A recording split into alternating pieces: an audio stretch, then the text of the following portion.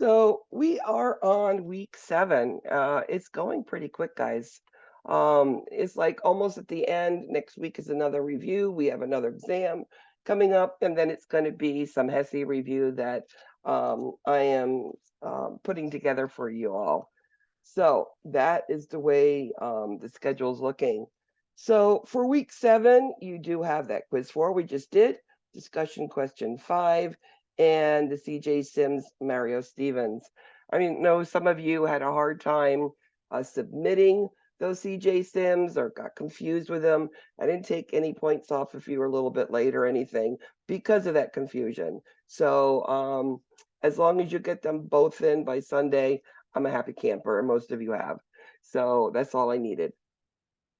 So let's go ahead and let's start. And let's start out with this blood and things that go on with blood. And it's quite a bit of things about, blood that really needs to be looked at. So slideshow from the beginning. Can everybody see that? Shake your head, somebody. Okay, thank you so much. Appreciate it. So blood, anything that has to do with it. Well, we know that blood, one of the big things that we worry about is when the infant starts producing their own RBCs, their own blood. Remember, they're born with mommies. And then all of a sudden, about 5, 6 months, they start making them. Now, what are RBCs? RBCs are erythrocytes that are formed and they carry around oxygen and they carry around iron. Now, one of the terms that you need to know is what we call hematopoiesis, and that is basically making red blood cells. And we do that in the marrow, whether the ribs, the sternum, and the long, big bones in the body, basically. Now, one of the things that regulates red blood cell production is called erythropoietin. We do have those shots that we give, erythropoietin, to stimulate those patients who need red blood cells. Usually your cancers that need, that were, diminishing their supply because of the chemo, et cetera. And it's something that does help the production of red blood cells. Now, a lymphatic system, this is a place where it works on infection. We always see the ones in the neck. We always think about, your neck is swollen, you got big swollen glands, but they're underneath your arms, they're in your groins, they're all over the place, and their job is for infection. Now, the biggest part of your lymphatic system is your spleen. And the spleen, what does it do? It helps with, again, with infection. So the spleen, we can live without. Sometimes it's ruptured, like in motor vehicle accidents or whatnot, but it's something that if we have it, it does help with all of those infections. Now, the blood, there's many components of it. Well, there's the liquid it floats in called plasma. Then there's erythrocytes, leukocytes, and thrombocytes. I just said erythrocytes are RBCs. Leukocytes are your white blood cells, which fight infection, right? And thrombocytes are your platelets. Platelets have everything to do with blood clotting. It like puts a Band-Aid on your cut and it helps stop bleeding. So we'll talk about that a little bit more. The erythrocytes, as I said, red blood cells. What is their goal? They carry oxygen and iron around to the body. So they're very important. Now, anemias can happen, which is what? That means not enough red blood cells. When you don't have red blood cells, you're not getting iron, you're not getting oxygen to the body, and this child is going to be pale, tired, no energy, not moving. And then as it progresses, that heart is beating so fast just to get those few red blood cells around, you go into congestive failure, your heart fails, and then it can't move all of the blood out of the lungs. so you get short of breath. And you're trying really hard to get the oxygen around. You're breathing faster, your heart's beating faster, and pretty well you're going to tire out, especially if your hemoglobin drops low. Now, the most common of all anemias is iron deficient anemia. Why? Well, kids don't eat what they should, right? They don't like spinach and green leafy vegetables, and many of them don't like meats. They're very particular. They like a chicken nugget, macaroni and cheese. I think that's the most and apple juice. I think those are the most common things that I would see. Those younger kids eat. So we do need to make sure that children get enough iron in their diet. And if you look at the bottom, there's all different ways to get it to them. Do they like eggs, or do they like fruit, or different foods to put that into their diet? One of the things that can cause iron deficient anemia is giving that child whole milk, cow's milk, too early because it doesn't have the iron in it.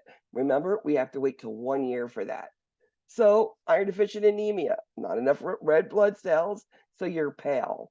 You are irritable because you're hypoxic, right? You're anorexic because you just are tired, you don't even want to eat, and you are sleepy, tired all the time because you do not have enough oxygen going around in your body.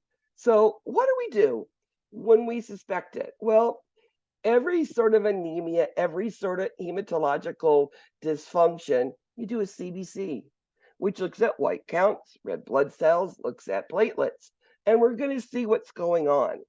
And you always rule out a gastrointestinal bleed.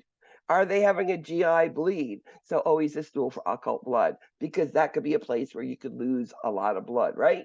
And then your hemoglobin would be low, and it would explain it. Now, if you do not treat iron deficient anemia, it's going to cause the heart to go into failure. Why? Because it's trying to pick up the pace and trying to get oxygen around to the body. It's trying to overwork to compensate for not enough cells, not enough oxygen, not enough iron getting to the body. So what do? Well, we're going to give it an iron. Remember sipping it through a straw so you don't stain the teeth? You learn that in pharmacology, right? And to take it with orange juice, because vitamin C helps digest it, and iron is absorbed through the stomach. So if we get it, digested, helps with absorption, we're getting the iron in the body as quick as we can. Now, as I was talking before about this whole milk, and talking about new parents and that first year of life, stressing the importance, if they're not breastfeeding, that they need to have iron fortified formula. I have been a nurse too long, like forever, and I've loved every moment of it, but I've seen so many changes back and forth. And they had give iron, don't give iron. There has been on the cusp of what's the best. Well, we've done research now, and we know that if we continue giving the iron, children do better, and there's less chances of things like heart failure, right? So any child who gets iron, notify that parent that stool is going to look black and gooey and tarry. Can you imagine giving your child an iron supplement and then seeing this black gooey stool in their diaper? It'd be like, oh my God, my kid's dying. Make sure you do tell your parents about it. Never give iron with milk, because milk covers the stomach and it's not going to be with gastric acids, and it's not going to be absorbed in the body, okay?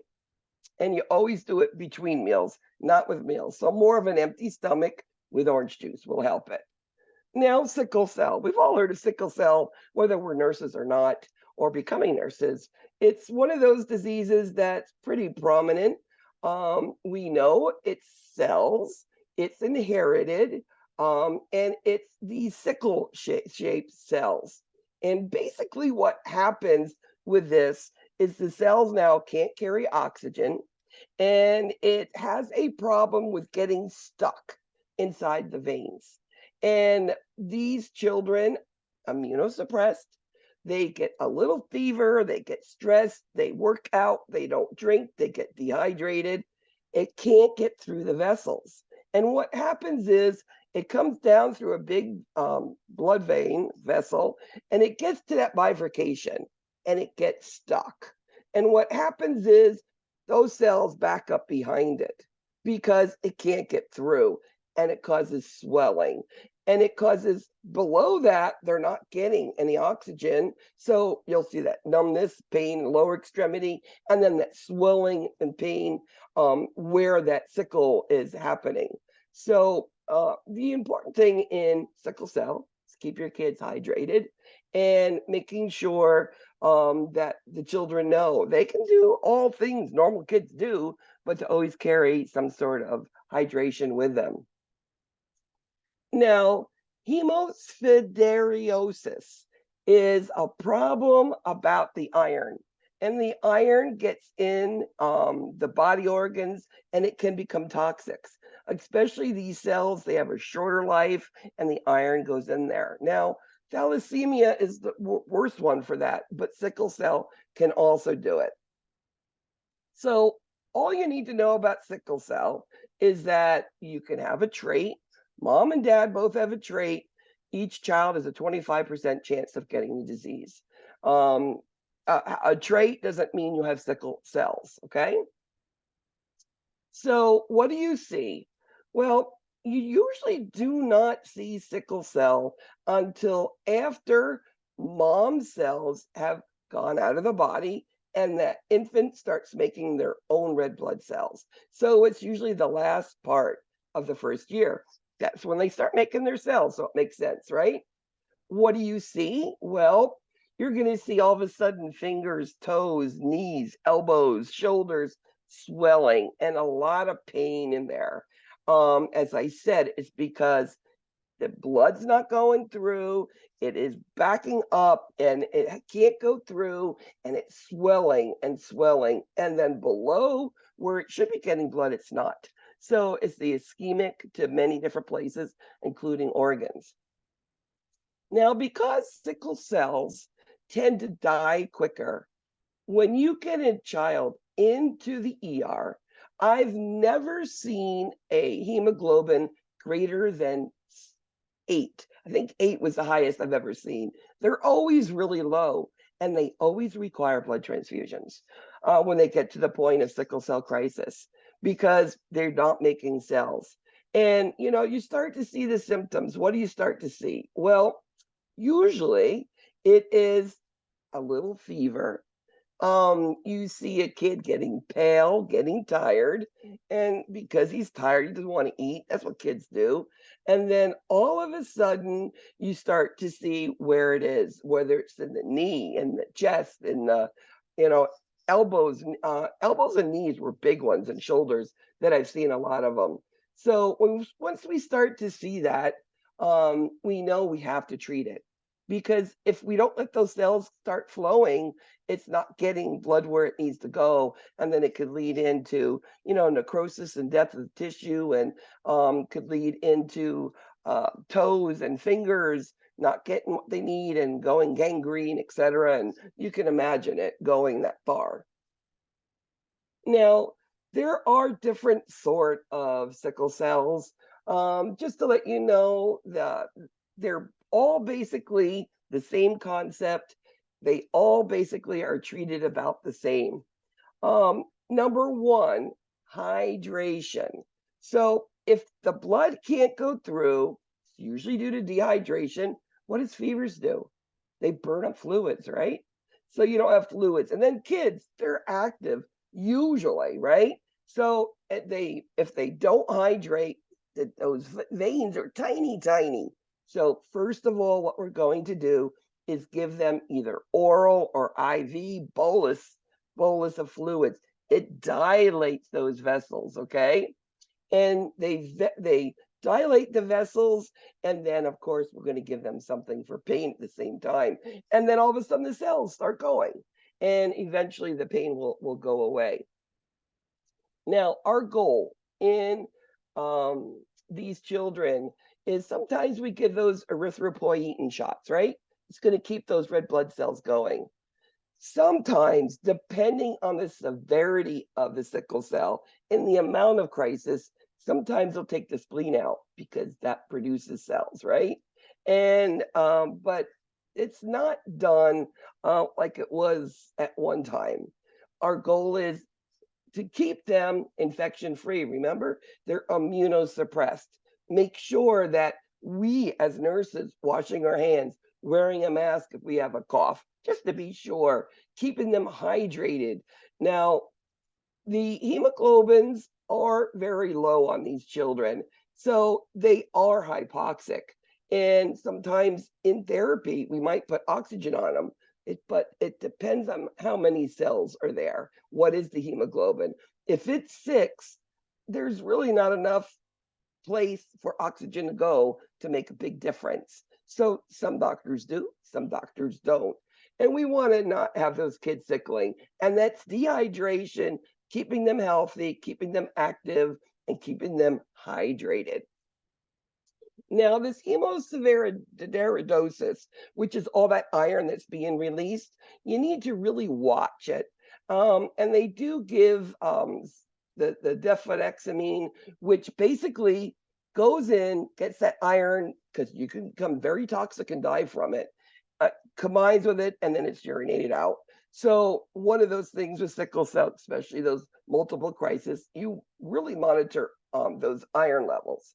Now, even more than sickle cell, iron is a problem with thalassemia. Now, we said sickle cell was that sickle shaped, right? Thalassemia is, I call it a rectangle shape, okay? And the problem with it is that the patients cannot produce enough adult hemoglobin. So it is this weird shape stuff coming out with a couple of the others, but weird shape. But those weird shape, rectangular shaped cells burst really quick. What's inside those red blood cells, like I said? Iron. Again, iron's going out in the body, oxygen's going, and the body's not getting what it needs. Now, there are different types of thalassemia. There's minor and major. Now, usually when you're tested on thalassemia, they always go to the major, which is basically all the symptoms that you might see. It's also called Cooley's anemia. Now, you can get a trait, but it's just very mild. It's not a problem, and they go through a normal life. So sometimes these children, you might need a little treatment, but usually this is just your trait. Now, your major, this is a child who is born. Now, remember, they get mommy's blood to start with. So at birth, you don't see it. You know, looking at a normal CBC, because they look at the cells. You don't see it. Sickle cells you would see, not this one, a little, more. But even both of them, it's later on in infancy, about, again, the second 6 months of life, where all of a sudden this kid is really pale, poor appetite, not gaining weight. That's why we do weights every time we see these children. They're not gaining weight, cognitively not aware, doing all those developmental checks. If they're not where they should be, why? And usually it's nutritional, and nutritional could be also what we call with the anemias too, because anemia, many of them are nutrition, but we can look at the red blood cells also, because if the hemoglobin is low, we need to find out what's happening. So in Cooley's anemia, you can get jaundice because of the iron that's being released into the body, the hemosiderosis. That is that iron there, and it gets into the liver. The liver don't like it, and then these kids can become jaundice. The liver can get big, and then the spleen gets big, and many times in thalassemia, they'll do a splenectomy if it gets like that, to get rid of it. Because look at that big spleen pushing up on the chest. It can impede upon even just breathing. Now, one of the concepts with anemia is this. So you see those two pictures. One is full. That's a vessel full of blood cells, right? And the right one, just a couple. Well, the one that's full goes through the vessel and they don't bang off each other and they don't make noise. Well, the one on the right, they're swooshing because there's all this space to move. So you're going to hear a wicked murmur on these children. And again, because that heart is working so hard to try to get that oxygen around, that heart's going to fail. And it does. So some of these children, we have different features that we see. Because of the defects and the bones get bigger, you sometimes get these weird shaped faces. And you'll see it with them. And I got a couple pictures here to try to show you. A lot of it's the upper jawbone, and these also can fracture really easy. So when do we know to look for thalassemia? Well, as I said, if it's that anemia going on after the second 6 months, they're going to look at all different things. They're going to be looking at those cells, seeing what happened, right? But they're going to be doing, if there's a history of it, they're going to be doing x-rays and blood tests. And they're also going to do what we call a hemoglobin electrophoresis.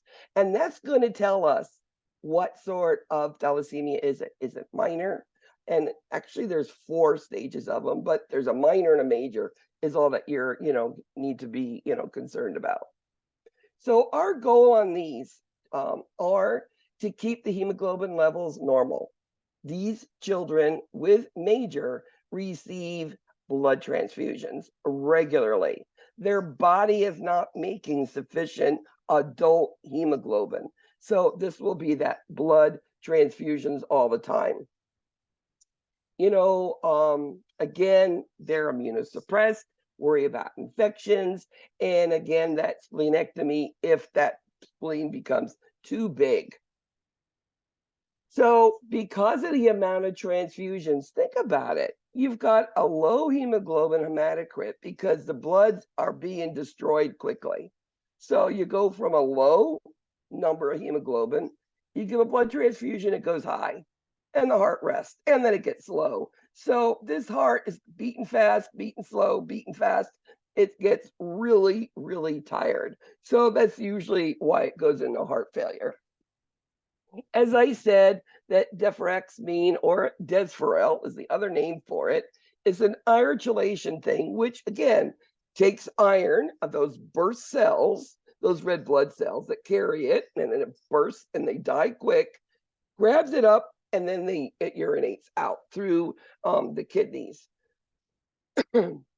So again, these children, these are kids who are going to live it forever. There is no cure for this. So watching them out for blood transfusions, multiple blood transfusions leads into a lot of problems as it is, and what if they have a really rare blood type?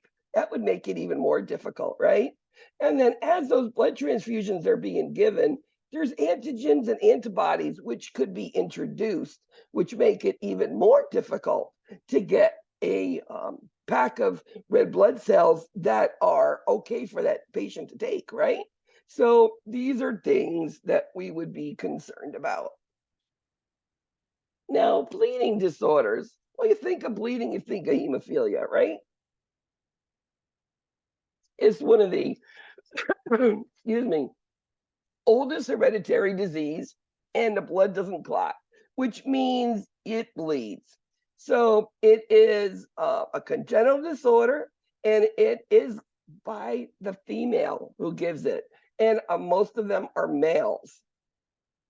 So it's an X chromosome that recessive that they give the hemophilia to their sons. Now, there's 2 types of hemophilia, A and B. Now, A is the most common that you hear about. B is factor 9. A is factor 8.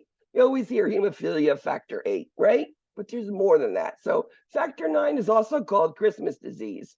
Some researcher named Christmas, named it. That's why it's called Christmas disease. And because of these deficiencies, they don't have every part of the recipe you need to clot. you will bleed. So with this, you have to be really concerned with children, especially if they're young. You know, what do kids do? They run around, they run into things. You got to be protecting them from sharp stuff because if they bleed, fall down, etc., they're going to be needing a factor given because they will not stop bleeding, right? Many of them are given home therapy for this. Now, how do we look at hemophilia? What's that blood test? Well, what is that blood test that measures bleeding coagulopathy? Is that PTT or APTT? And you'll see it really, really prolonged. Now, it can be diagnosed at birth, but usually we don't even look for it unless the umbilical stump keeps bleeding, bleeding, bleeding. That gives us a something's going on there, right? So that's when we go for it and we look for it. Now, look at that. It could take up to 1 hour for blood to clot with hemophilia. And if it's a big bleed, that's a lot of blood coming out of these poor kids. You know, a lot of times, older kids, it's that nosebleed that sort of catches them, that they have hemophilia. Maybe they never had a bruise before, right? You don't know, and we didn't know to look for it. Now, what do you see with hemophilia? Well, because of these bleeding tendencies, they're anemic. You're going to see, the white blood cells, the leukocytosis there, and you might see platelets bigger because the body's trying to compensate for that blood being out. So the platelets are trying to put a band-aid on that bleeder, right? Sometimes you see blood in the urine. And one of our biggest concerns with hemophilia and bleeding is the brain. It could cause a stroke, right? So if you have a kid who's a hemophiliac complaining of severe headache, do some neuroscience, right? Check the pupils, check to make sure they're alert and oriented. It could be a stroke that's occurring right there. And sometimes in the chest, it acts sometimes like a pulmonary embolus. So it can be one of those things that are dangerous where bleeding occurs. So one of the things, like I said, is that nosebleed that's not going to stop, or you see hematomas for really no reason. These are things that are clues. We know if children, what do? They run, they fall down, they've got scrapes on their knees, but then you're going to see that knee blow up with all sorts of blood in it, called a hemarthrosis. And knee joints, any joint in the body does not like blood in it. It makes it irritated. So it can destroy those joint capsules. So we don't want to do that. So bleeding, we would need to get it controlled as soon as possible. So what do we do? How do we treat it? Well, most treatment is by a factor and it's given IV. I've seen a father give a factor 8 treatment in the ER. He'd come in and his kid had fallen and had a knee that was swollen with blood, and I couldn't get a hold of his hematologist. So he came in and we said, yeah, give it. And I let that father give that factor.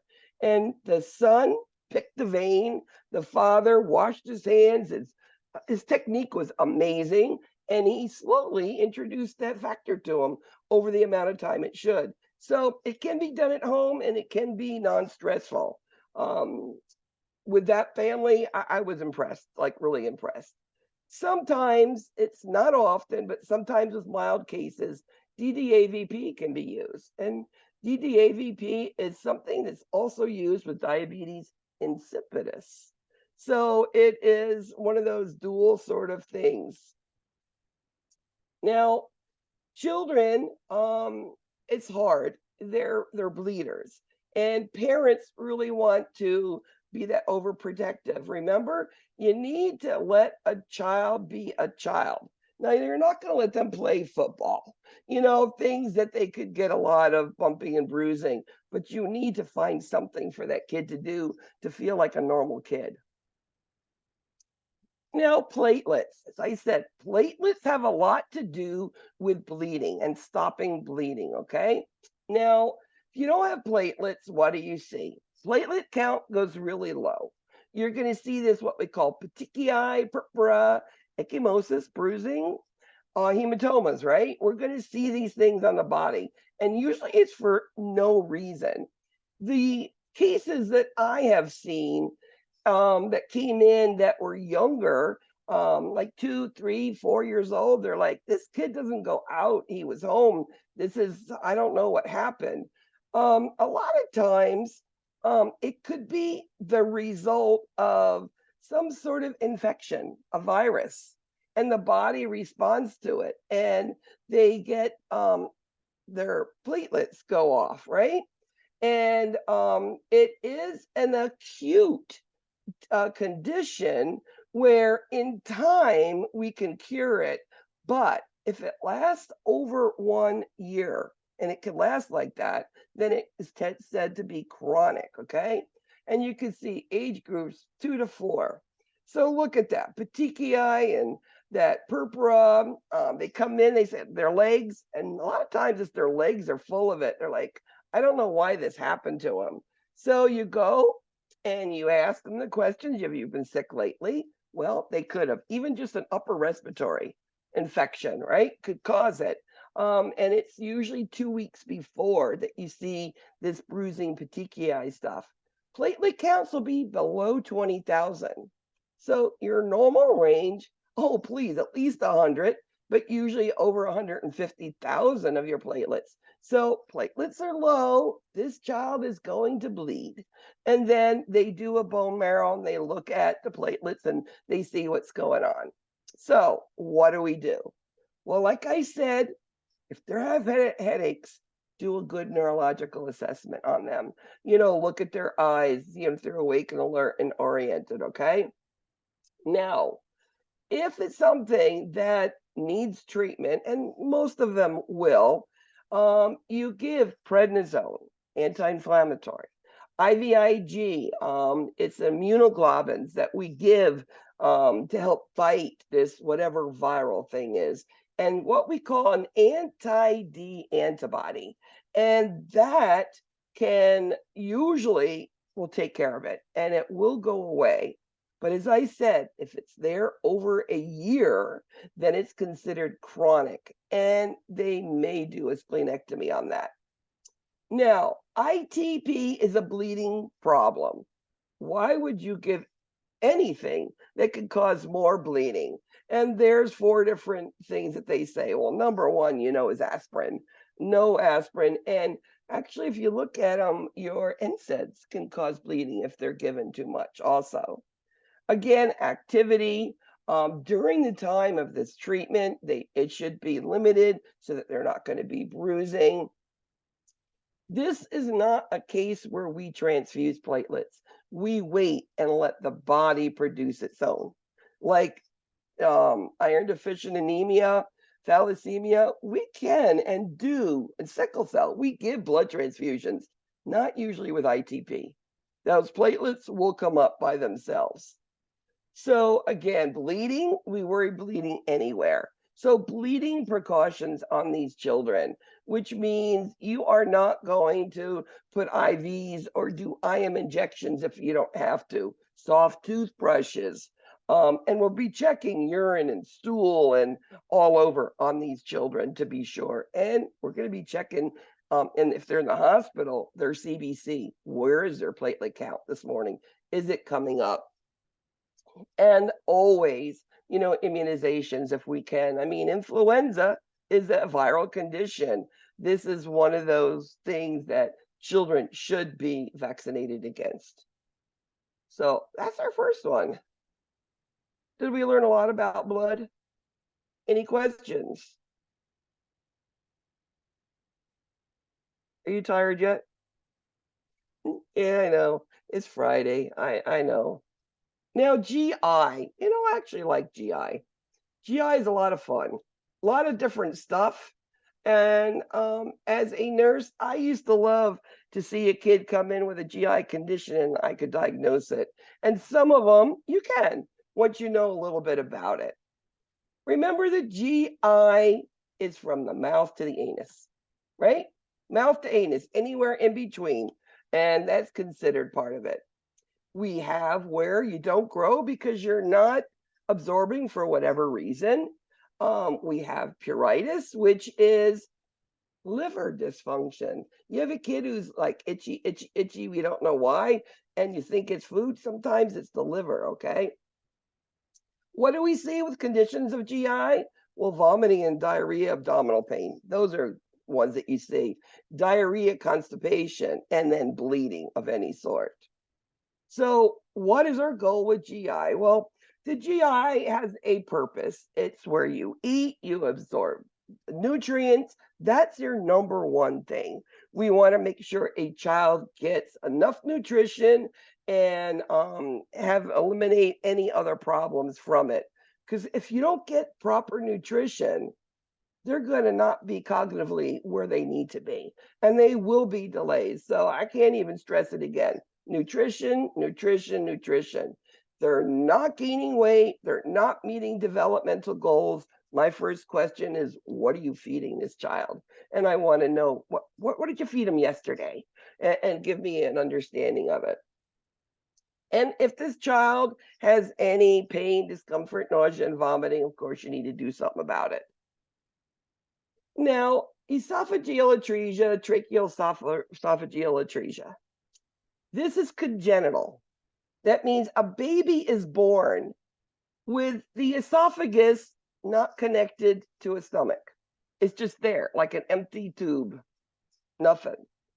Or you can have the esophagus and trachea connected with a fistula. That's the tracheoesophageal fistula. Well, think about that a little bit. You eat, your epiglottis covers the trachea, the esophagus takes it down, and the fistula puts it right into the lungs.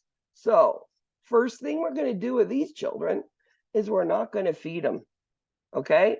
Now, these children at birth, you are going to see them gagging, choking, because there's nowhere for this food, any of their mucus to go. And when they swallow, it goes in their lungs. They have many aspirations. These children actually are normal kids. They fix this, and these kids actually do very well. Okay. And perforated anus. Ever heard of that before? Why do you think you're taught about giving a rectal temp at birth, right? You say it's to get the temperature to see if it's accurate. Well, you're making sure there's an anus. That's the other thing. Yes, the other reason why we do it.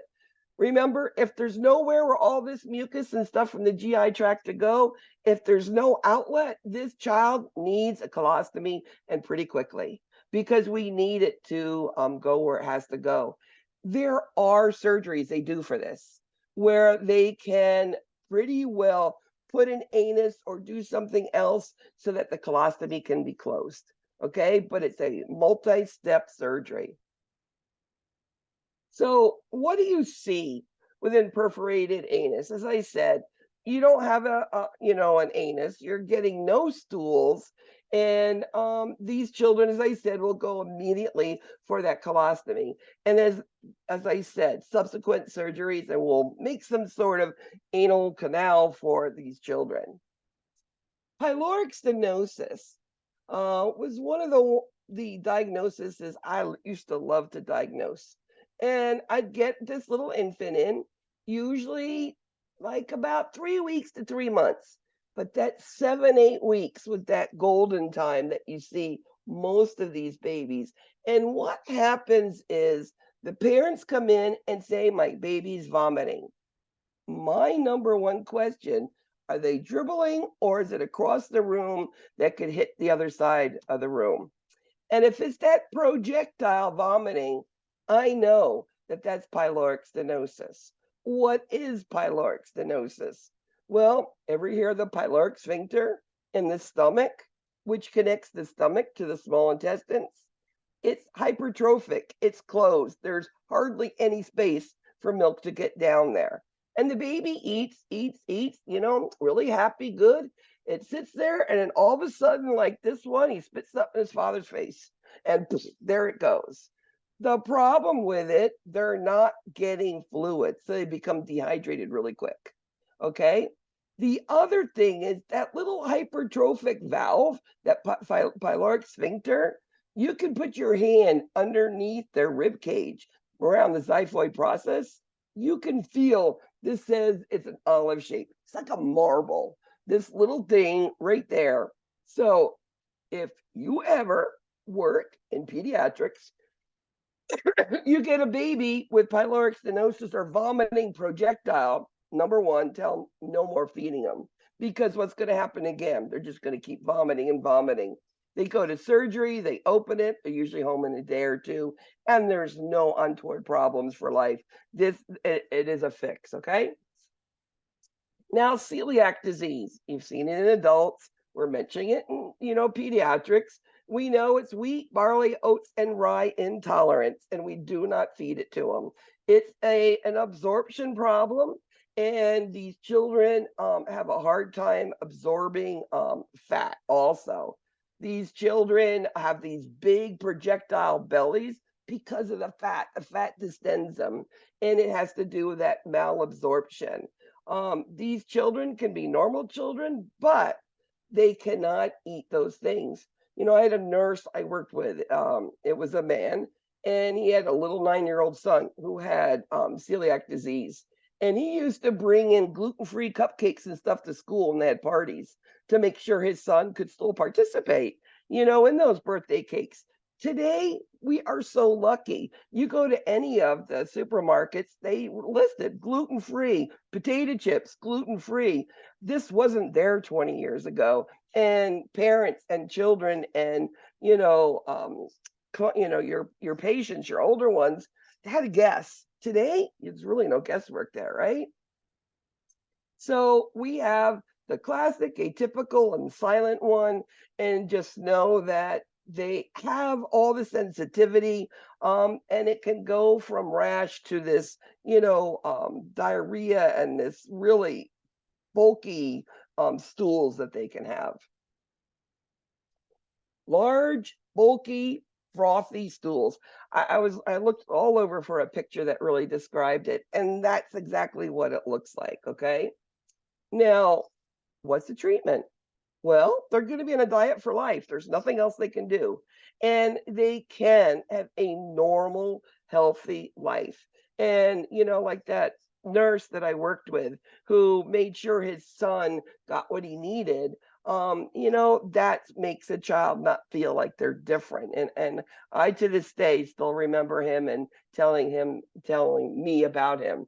He came in one time as a patient and I got to take care of him, and the sweetest little boy. Now, Hirschsprung's disease. It is what we call an aganglionic megacolon. Well, megacolon is a bowel obstruction. Aganglionic means there's no nerves. So think about this. You've got the big, large intestines, and the descending part, which goes to the anus, has no nerves. So there's no peristalsis, there's no feeling. And then the end, right when it goes to the anus, is tiny and narrow. And that starts filling up with all the everything, the juices, gastric juices, the mucus we swallow, and it gets big, big, big. Now, Hirschsprung's, many times we find out as a newborn. They do not have a stool. Or they have a stool, it's like that little tiny anal opening and that little tiny intestines. You try to push that megacolon through, and it looks like you're putting frosting on a cake. It's what they call ribbon-like stools, like little tiny little things, not normal of what you would see with an infant, okay? And what do we do for that? Well, this picture here to the right basically shows it to you, that big dilated thing. We do an x-ray, we find it, and these children will end up doing surgery. It's called a 2-stage surgery, where after we find out that is a Hirschsprung, there's no nerves in it. It's not just a bowel obstruction. We'll go ahead and we'll do a two-stage colostomy where we'll have it come out and we'll leave it there. But usually within the first year of life, they can reconnect it. So, and they'll take that big non-useful piece of colon out and they'll connect the others two together. And they usually do pretty well. Now, diverticulum, how do I describe this? It's like a little outpatching that goes into usually the small intestines, and sometimes it'll rip. And what you see is what we call painless rectal bleeding. And it is sometimes minimal around the belly button tenderness, but usually it's the rectal bleeding, and then they have to go in and find it. Mostly boys. And they just do surgery, take out that piece of intestines. Now, hernias, those little umbilical hernias you see sticking out. I used to love sticking my fingers in and out and see if they squish, right? Soft and squishy, in and out. That is a great hernia, which means there's not a problem. If you try to push it in and it's hard and it's painful, that is a problem and it's going to need surgery. It's called an incarcerated or strangulated hernia. It could be in the groin or it could be in the umbilicus. And these things can be corrected, and they will need to be corrected if they can't put them back in and they become strangulated. If they become strangulated, this kid's going to tell you, they're going to cry. It hurts. And this is not anything that can wait because the bowels are twisted and we were trying to save those bowels. And usually we can open it up, put the bowels, open them, and no bowel needs to be removed. And it's really what we want to do for hernias, whether umbilical, whether the inguinal. Now, disorders of motility, which means something's going on with the intestines. It's an inflammation of the stomach. You've heard of gastroenteritis. It could be due to colitis, enterocolitis, whether it's the stomach, the small intestines, large intestines, and it could be due to many different things. Sometimes, if it's not an infection, called non-infectious, it's all of a sudden we're introducing new foods at 6 months, right? And at 6 months, if we introduce a food they don't like, and all of a sudden we see diarrhea, or constipation, it's an intolerance. And that's going to create some havoc in the intestines. If you feed a baby too much, if you don't make the formula properly, or not use, the proper water to powder ratio, too thick, could cause it. It means too many calories. And ingestion of high amounts of sorbitol also can cause it. Now, when we have diarrhea, our biggest problem is they're getting rid of all of their electrolytes, right? They're going to have low potassiums. They're having all their alkaline enzymes from their GI tract are leaving. They're becoming acidotic, and it needs to be replaced. Now, number one, what is happening? What happened, that made them have diarrhea? Do a stool swab, see if an infection, or what our goal is to get the fluid back. Now, in vomiting, if it's vomiting, the child vomiting, can't hold stuff down, that child will get an IV. Usually with diarrhea, they just say, give oral rehydration if they're alert enough, or if they're not as alert, of course, that one is going to get something IV. But we just need to maintain it.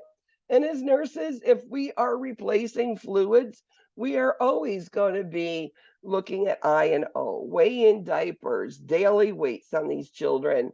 Remember, their perfusion could be down because they're dehydrated, keeping them warm enough. And, always with any patient, making sure we wash our hands, use gloves, etc., especially if we're passing out trays, feeding children, etc. Now, vomiting. Vomiting is something that you're spitting up gastric acid, right? So your body can become alkalotic. And again, acidosis, alkalosis, both of them are extremely dangerous. So what is a concern? Well, if they're vomiting, this child, number one, nothing by mouth. Rest that tummy. Give some antiemetic for that child. Ondansetron is a great one, and Zofran, and start an IV. And slowly then introduce fluids back if we can. Vomiting could be for any reason. But one of our concerns with vomiting is, what if that kid's a bleeding coagulopathy and they're vomiting? It's putting pressure on their brain, could cause a stroke, right? So we need to stop that. Another thing that can happen is vomiting, especially younger kids, aspiration pneumonia. And you don't want to be a vomiting and now you got pneumonia to deal with too, right? Now, sometimes vomiting has to do with feeding and burping and all those things. So making sure that we burp these children well, have them sit up after a feed. They're either on the side. I like sitting them up. I think it's better. And if they're vomiting, have the kids make sure they turn their head so it goes down. It goes out easier. And as I said, IV fluids, give that antiemetic right there, and slowly introduce the foods.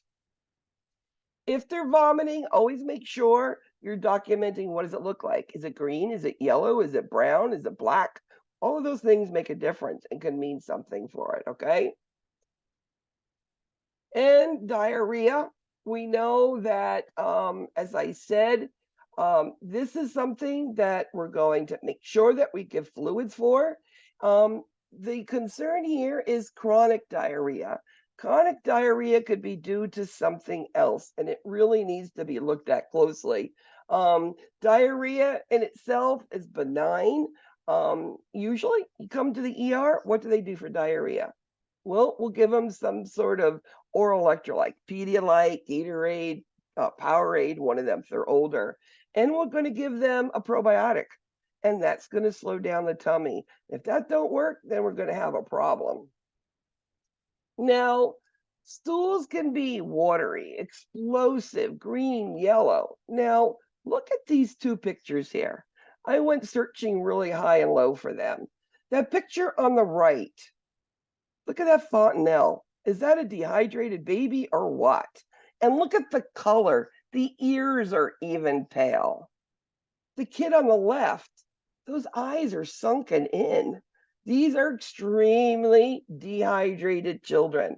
And the other thing that you're going to see is that these children, these infants, they're going to be crying, no tears. It's so sad to see a baby crying and there's no tears coming out of them. So again, they're losing all of this, fluids in diarrhea, all their alkaline, they become acidosis. We need to replace it. Now, constipation. Now, constipation is actually something that can happen due to mental stress on children. It's the one thing they can control. I've seen children go 7 to 10 days without a stool. And you take an x-ray and their whole intestines is full of stool. And remember, if it's a one-time deal, okay, they got constipated for whatever reason. But if it keeps occurring, something to look at. And we should not use laxatives. We need to give them more fiber. Raw vegetables, not cooked, raw vegetables can help them. Fruits, bran, and popcorn for the older kids, right? Now, if they're older, they might do stool softener. Younger kids, they don't. They go directly to the diet, and hopefully that will help them. Again, fluid electrolyte imbalances can happen for many different reasons. Just think about you sick and you're breathing fast because let's say you have you have a pneumonia. Now, think about when you breathe at night, mouth open, you can't breathe. What happens to your mucosa? It dries out. You can lose a lot of fluid. Children in their mouth, okay? Because their bodies, they're smaller and they have more extracellular fluid. So it really needs to be monitored and given as quick as we can. Now, children do not like dehydration. So making sure that we replace it as quick as we can is really important. And we need to keep the kidneys going. Kidneys, they can go into kidney failure really, really quick. Now, electrolyte, there's a lot of different components. Is the heart beating good? Are the kidneys working good? Are the adrenal glands producing the enzymes, the aldosterone, the cortisol? Pituitary gland, diabetes insipidus, parathyroid, talking about calcium. I mean, all of these things need to be working correctly. So again, it could be treated orally or it can be treated IV, and it depends on the severity. Usually, if you're vomiting and you can't hold anything down, it's IV, or any kid who's lethargic and unable to drink. There's all sorts of dehydration, isotonic, hypotonic, hypertonic. It just depends on which way you're losing your fluid here. And our goal of any of it is to make sure we replace the fluid and remember that in electrolytes, we are going to be worried about potassium. Low potassium can cause cardiac dysrhythmias, right? And now you have a child going into cardiac arrest because your potassium got too low, because the kid got dehydrated. Now, sometimes things happen and maybe a kid got too much fluid. And it could be due to a condition or it could be due to just too much fluid. Remember, if we see too much fluid in them, you're going to see it really quick on children. Puffy eyeballs are pretty quick. One of the biggest things, you see those puffy eyeballs on these children. And one of the words here that you need to know is anasarca. The whole body gets swollen. Hands, feet, arms, legs, neck, all of it does. So what's an indication of overhydration in a 1-month-old on IV fluids? This is an infant. What would show that they're overhydrated? Somebody. Bulging fontanelle. And underhydration, dehydrated, sunken fontanelle.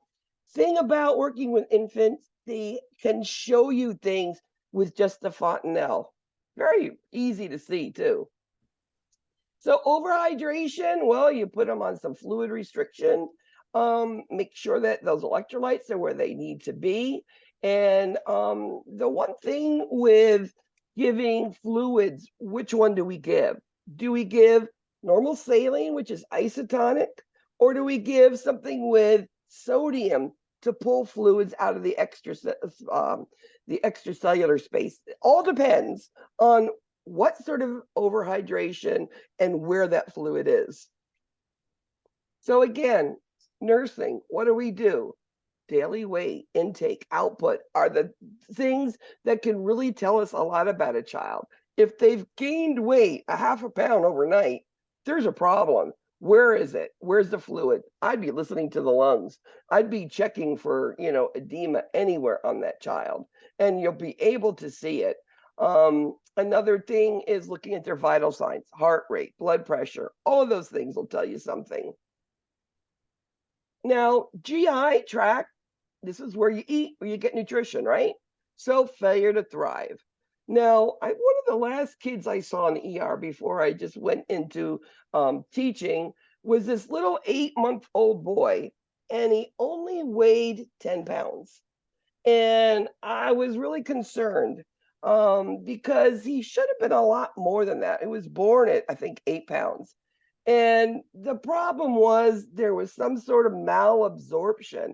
And they have to find out what nutritional deficiency it is, and they need to be able to replace it. Now, the other thing that can happen is if you have a condition that makes your body work harder, like a congenital heart defect, and burns up the calories. So you need to be giving this child extra calories. It's not uncommon, with children that like that congenital heart, that we give, instead of the normal formula or normal breast milk, we'd be adding in fortifiers in the breast milk, or that calorie count, which is 20 calories per ounce in normal formula, will give 27 calories per ounce. And it does help, with gaining the weight. They are admitted, we look at them, we figure it out, we feed them, whether it, do everything to preserve their energy. A lot of times we'll put in an NG tube, sometimes a G tube if we need to, because remember, you're not getting nutrition. What are you going to see? A child who developmentally isn't where they should be. They're going to be delayed. So this is one of the things with these failure to thrive, why we do these height, weight, on every time we see a kid, is seeing, are they gaining the weight the way they should, and catching it really, really quick.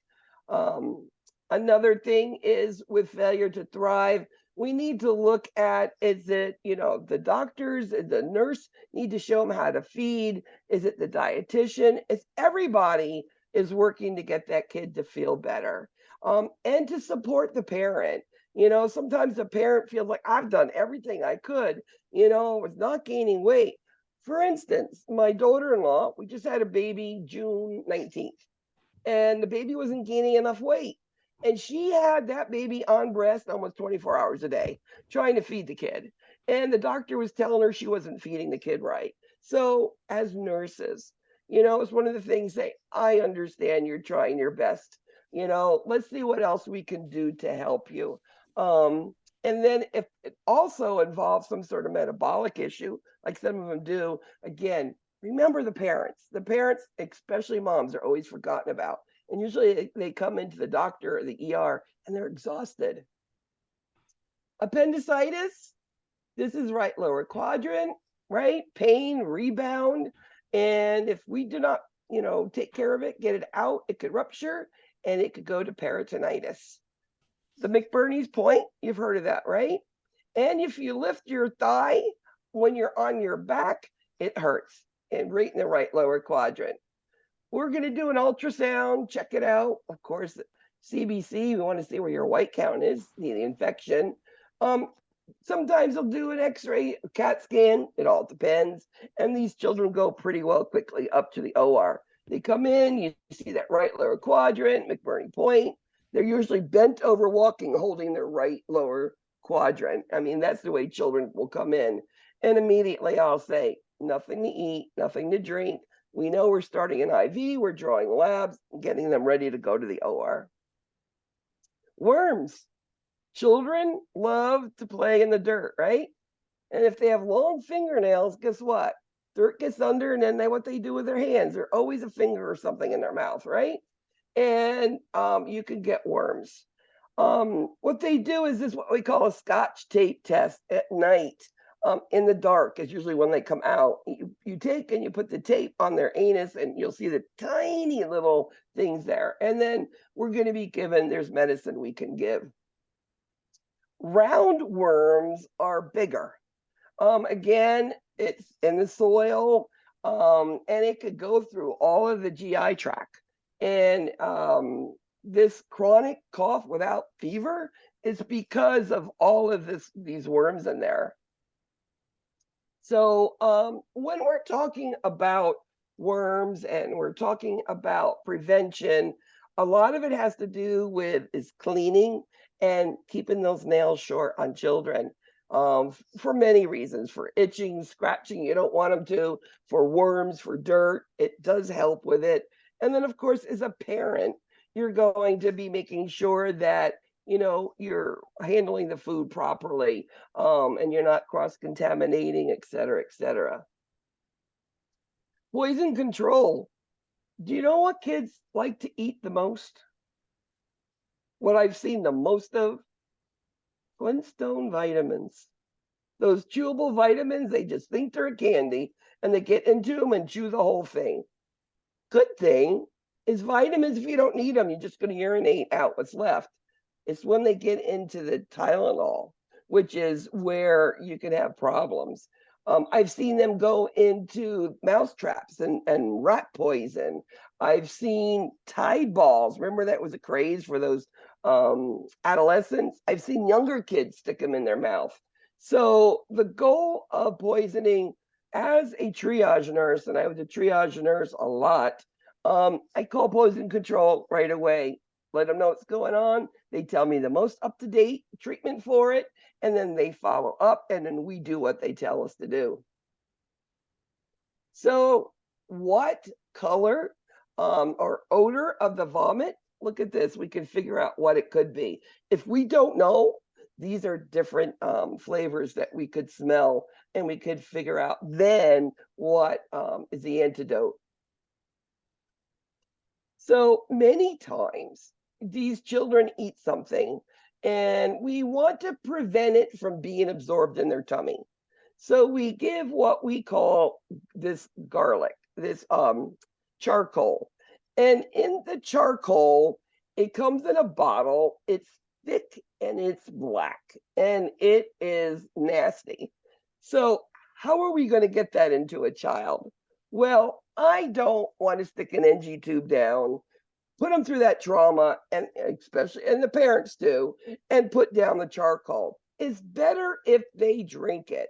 Now, if you put it in an opaque covered cup and put some apple juice, Pedialyte, something in there for flavoring, try to get in as much as you can. And the kids do much better with it. And you see that boy with black everywhere? Well, I've seen it even worse than that. You just try to get as much in, and that does help it from being absorbed. You know, we don't think that a lot of things are dangerous, but remember, what if a kid gets into herbal supplements, anything with a G, right? It prolongs your bleeding coagulopathies, ginseng, garlic, those things can be dangerous. So again, stressing to put it away and have it out of reach for children. These are things that you see. I've told you the ones that I've seen the most of. And then the other thing that, you know, depends on where you live and how old the buildings are. But remember those old, you know, windowsills. Kids like to get up and look out the windows, and then they explore in their mouth, right? They chew on them, especially if they're teething. So they could get pieces of lead in, and they could have lead poisoning. So lead poisoning, whether it's thalassemia or lead poisoning from eating paint, we're going to use the same thing. The desferrine, we're going to give it. It combines with the iron, gets rid of it. And sometimes we need to do this thing that looks almost like a dialysis, but it's called an apheresis. It just pulls the iron out also. Iron, if we leave it in the body, causes mental retardation, has a really long-lasting effect on the central nervous system. So these kids, we'll see them start the abdominal pain and vomiting is probably the ones that we see, but then we see the other stuff going on with it. You know, the pallor, anorexia, constipation, and weight loss. And if it's already, there's a central nervous system involvement, it's not going to come back all the way. The kid's going to have issues for life. Foreign bodies. Do you know what coin I've seen the most of them swallow? It's not a dime, it's not a penny, it's a quarter. I don't know why they like quarters, but I've seen little 3-year-old kids, 4-year-old kids, they put it in their mouth and run and go, and they swallow it, and it gets stuck right in their throat. These kids come in, most of them are breathing okay, it just hurts in there. And we do an x-ray and we find it, just like that picture there. And what we do is we take, this is what the surgeon does. Now, I hadn't worked in the ER for many years and hadn't seen it. So when I went down there to the ER a few years ago now, they just took a Foley catheter with a balloon on the end, right? Put it down the mouth below where the coin is. Blow up the balloon, lean them forward on the surgeon's lap, and they pull it out. And that balloon will bring up that quarter. And they usually spit up vomit and the quarters there. So I always tease them, if I get it first, it's mine. So the kid usually gets it up, sees it, and jumps on the floor and grabs his quarter. And I think that's the cutest thing ever. They don't want you to have their quarter, so they're running for it. As nurses, we have to make things fun. We have to make things that the kids are not going to be afraid about. And, I was the master at doing those things. Any questions? Who wants to win a Kahoot? Darshell, I know you do. Monet, you going to beat her today? Okay. How about Catherine, you? Oh, Teresa wants to win. I know that. Diamond, you're smiling too. All right, let's go ahead. Let's get a Kahoot. Where we go? Here we go.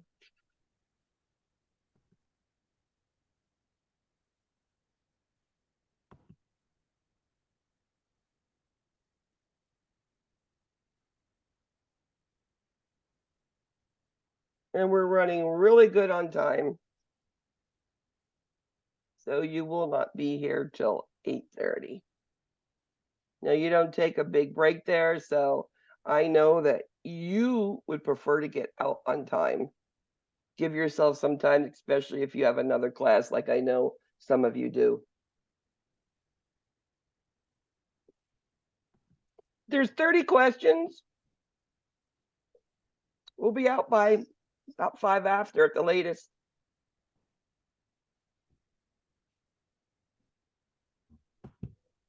Sunshine. It was very sunny today.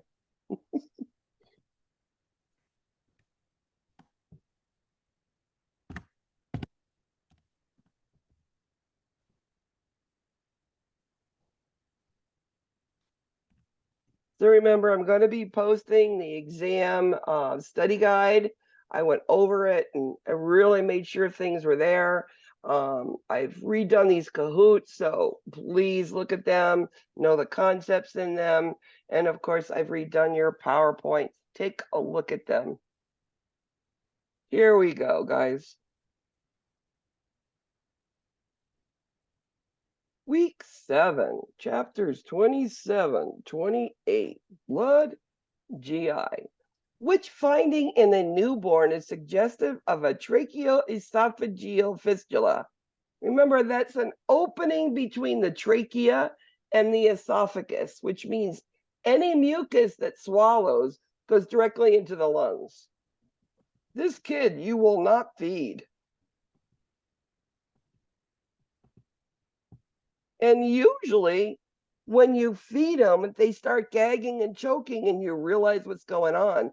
This is not usually something you see and know about before birth. Very good. A child has been vomiting for the past 2 days. What acid-base imbalance would the nurse suspect? Well, when you vomit, what do you vomit? You vomit your stomach juice. Your stomach acid is lost. So if you lose acid, what is left? Alkaline, your alkalosis. Okay?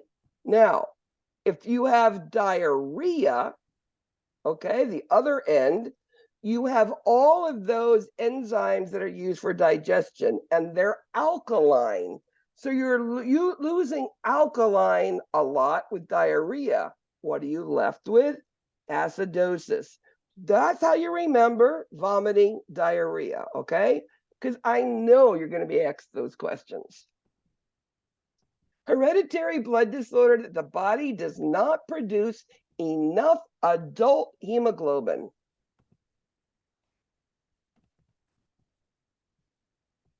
Now be careful with this one. I know what you all want to pick.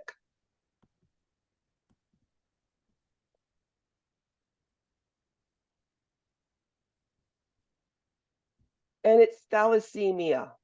Thalassemia produces those rectangles and not enough good hemoglobin because those rectangles are like almost burst immediately. There's a couple adult ones in there that work, but it's sickle cell, it's not it. Hemolytic anemia is just when cells burst due to a causative agent. G6P, there's one of those weird ones where if they have sugar, their cells burst. So thalassemia is the one. Cooley's anemia.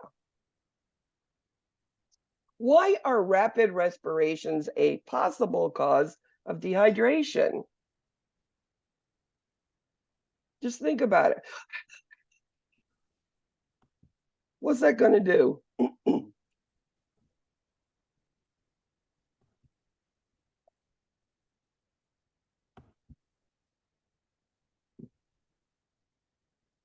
All the mucous membranes get dry, right? Ever go and run down and catch your kid and stop your and you need a drink of water because your mouth is dry because you're breathing so fast? Yes. What would the nurse expect the parents to report of an infant with pyloric stenosis? Remember, these are those little infants, ages 3 weeks to 3 months. And what is the thing about pyloric stenosis? Remember that little marble, right? Or is it an olive shape? I like a marble. Sounds better for me. But everybody calls it an olive. And this is the one where the infant comes in that age group. My number one question, when they vomit, does it dribble or does it project across the room? This is projectile vomiting. That pyloric sphincter's tight. Fluid with any of the formula can't go, or breast milk can't go down. So it comes up and it's violent. It can go across the room. I'll multi. How would you treat chronic constipation in children? I mean, one of the things, remember, is to see if there's some sort of problem at home, which is causing them not to stool, because they can hold their stool. So one thing they can control. And if it's not that, and it's just constipation, what are we going to do? Well, number one, more fluids. Iron will constipate them. It's hard, right? Think about you if you were pregnant, you took an iron pill. What happens? You become constipated, right? Or if you don't, ask somebody who was pregnant, they'll tell you. Adding raw, not cooked, raw vegetables, and always fluid will help lubricate it, get it out. A child's been scratching the anal area and complaining of itching. What does the nurse suspect?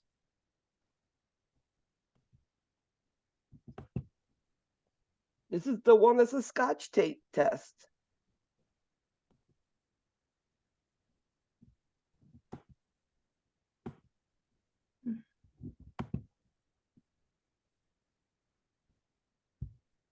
And that's your pinworms. And they just give medicine for it. Remember when you're ever educating about pinworms or, head lice or all of those things, to make sure that they wash the bedding, wash anything that the child's touching, and always good hand washing. Cut their nails. Which instruction will the nurse give to the parents about preventing the spread and reinfection of pinworms?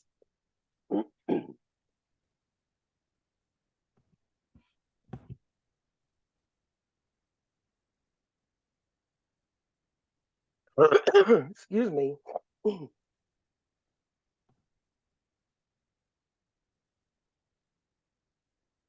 Again, keep those nails short because it won't allow any of the eggs or anything to get under them. And that's the big thing. And also making sure they wash bed linens in hot water, right? Not cold. Cold will do nothing. Which food would the nurse recommend to include in the child's diet who's constipated frequently?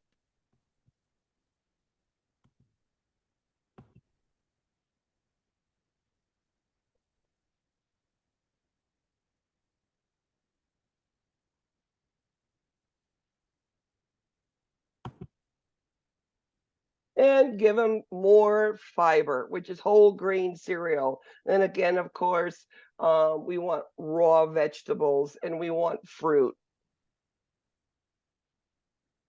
What condition is characterized by pain in the right lower quadrant at McBurney's point? What is that?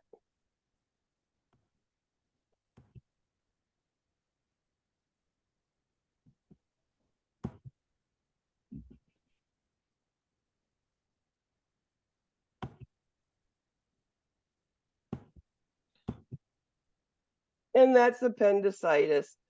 Hirschsprung's is no stool usually at birth, okay, or ribbon stools. Appendicitis is right lower quadrant, McBurney, always appendicitis. What description of a child's stool characteristic leads the nurse to suspect intussusception? Now, intussusception wasn't one of the topics that was on the PowerPoint. Intussusception is where the intestines suck up into each other like a telescope. And it causes sudden onset of pain. And it usually will come out by itself and don't need anything but putting more fiber in their diet. But it's called current jelly, maybe blood streaks in it. It's just, you'll see a kid just screaming. These are usually like 2-3 years old, and they're like their legs are moving, and you could say their tummy hurts. And I'll go behind them and touch their tummy, and I'll feel it rigid.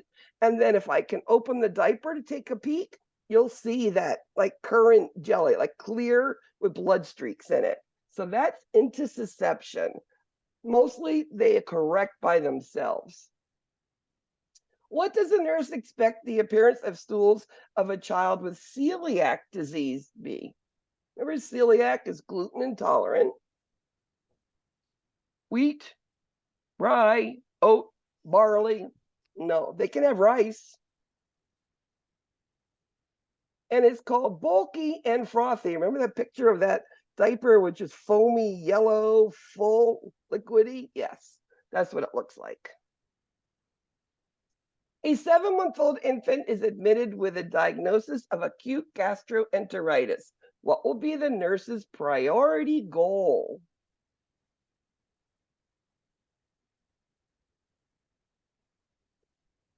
Gastroenteritis, what is that? They're vomiting diarrhea due to whatever reason. 7-month-old. And our goal is to make sure they have enough fluid and that we're checking those electrolytes. Very good. And make sure you put something on the butt, because it's going to be caustic and it's going to irritate it, and you have a bad diaper rash. So some sort of petroleum-based something.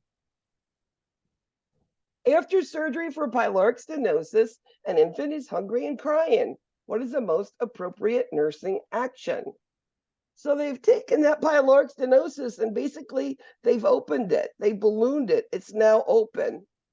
He's fixed. She's fixed. They're hungry. I mean, this is the type of surgery where the bowels don't stop working. You don't have to wait for bowel sounds, none of that. You're going to give them a little bit of glucose water and a couple, times. And then you can introduce, in fact, you can even do breast milk, because breast milk is considered a clear liquid. So a little breast milk, and then formula will be later on once they tolerate the liquids. Multi. A child's brought to the ER with suspected appendicitis. What are signs and symptoms of that?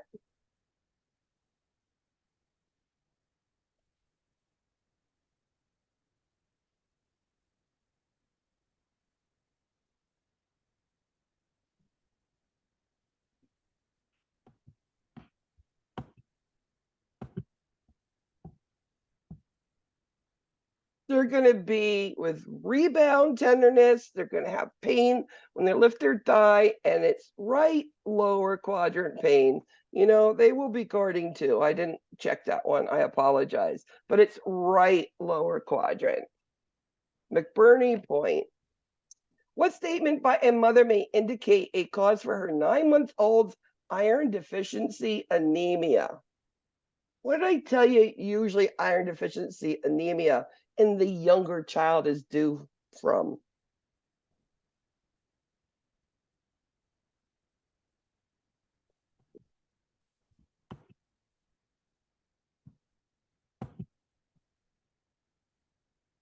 It's because they put them on milk.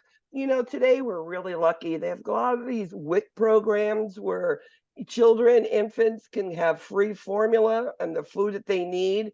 And it's not that financial drain on parents because it is expensive stuff. So we're really lucky today to have that.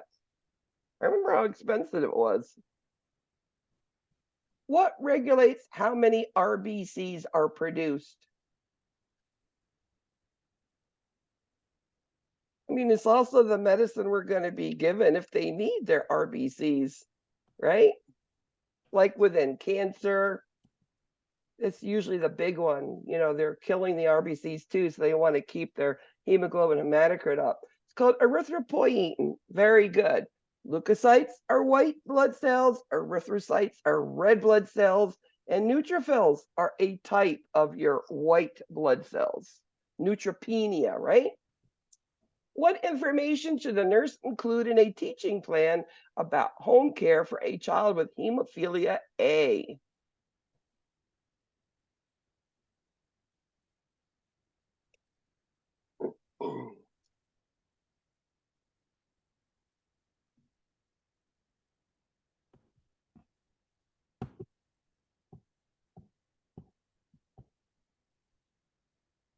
So remember, never aspirin on a bleeder. You're just going to make it worse. If it bleeds, you're going to do what you would do for a contusion, a sprain. You're going to apply pressure, okay? But you're going to do rice. You're going to rest, ice, and elevate it. So part of that. And keep pressure on it. And when you elevate it, you compress it. That is also going to help it decrease. And that would give them time to get that bleeding, their factor together and to be able to give it. They can play with other kids and they need a soft toothbrush, not a firm one. What will the nurse teach the parents of a child with a low platelet count to avoid? What does a low platelet count mean?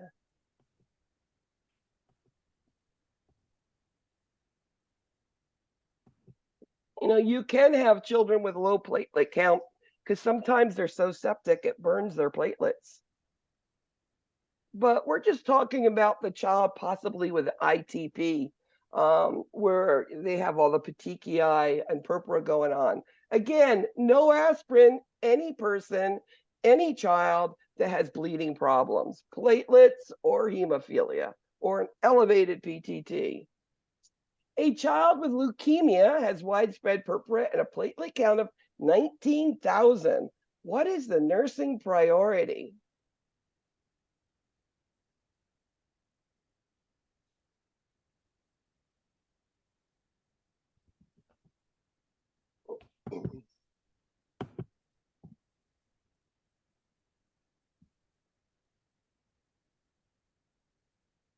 So you have a child with leukemia. You don't have white blood cells.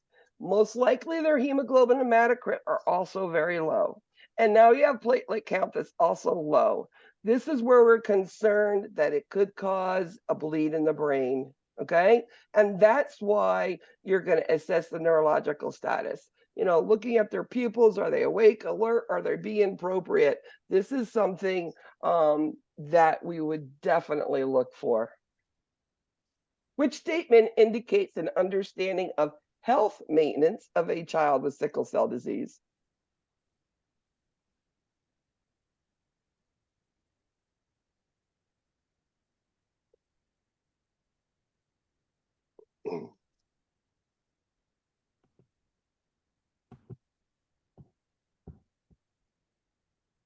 So we know sickle cell, one of the reasons they go into crisis is because of dehydration. So always keep that child hydrated. Iron's not going to do anything. It's not iron deficient anemia. These are the cells that are wrong. So it is not that.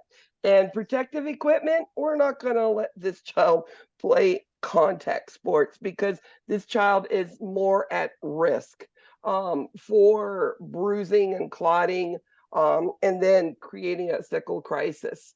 Again, they can play some sports, but they're going to have fluids constantly. Keep them well hydrated. Most common cause of anemia in children.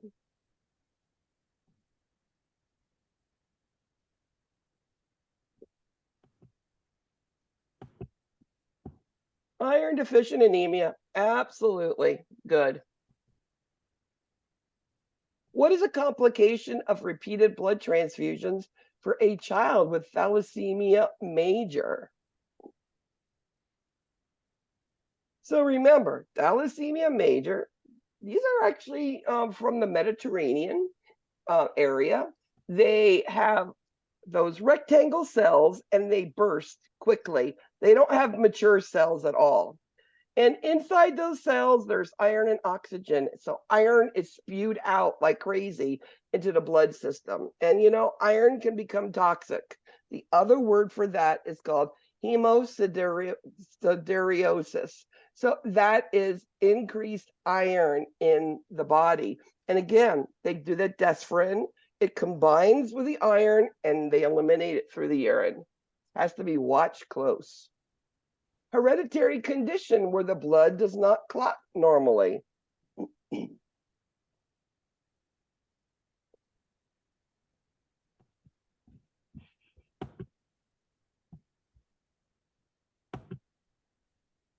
And it's hemophilia. Blood clotting is hemophilia. Thalassemia and sickle cell are about the blood cells and the way they are. And ITP is all about platelets, okay? But hereditary, ITP is not hereditary. It's hemophilia. A recent blood count for a child who received chemotherapy shows neutropenia. What is the priority nursing diagnosis? What's neutropenia? What's another word for that?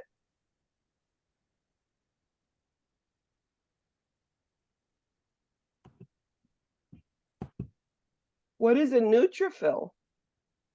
Which is neutropenia. It's a white count. You don't have white cells. You're at risk for infection. If you get sick, there's nothing to fight it because there's no white cells to do it. What type of cells carry oxygen and carbon dioxide in the blood? And iron.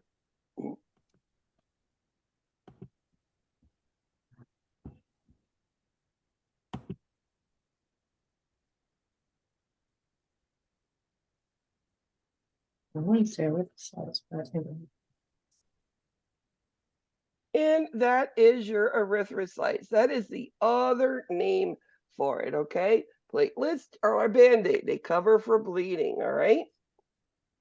Leukocytes are white cells. What can occur iron deficient anemia if it goes untreated?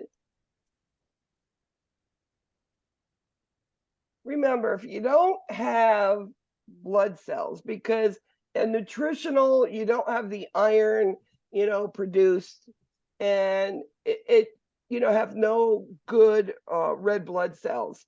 So you only have a couple cells. Again, your heart's going to try really hard to get those cells around, the oxygen and iron, and it's going to work so hard, it's going to go into failure. Very good, guys. A multi. What skin assessments would alert the nurse to bleeding for a child with a low platelet count? What would you see?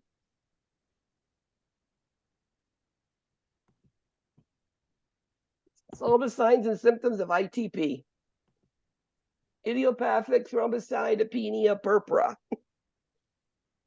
I like ITP better. And it's purpura, petechiae, and ecchymosis. Any little speckles of purpleness and bruising that with platelets, because remember, you don't have platelets, you're not going to clot and you're going to bleed, and that's what you'll see. What is the name of the malabsorption problem that results in gluten intolerance?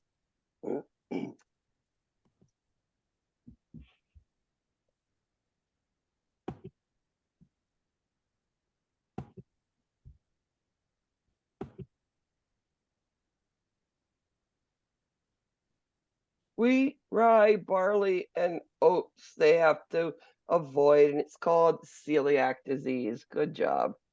And last question.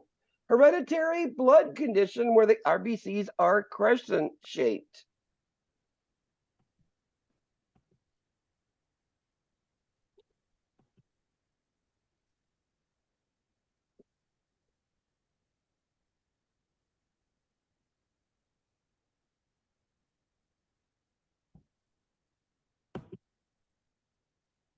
And that is sickle cell. Very good.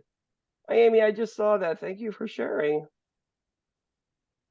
Number 3 was Kimmy. Number 2, Katie. Number 1,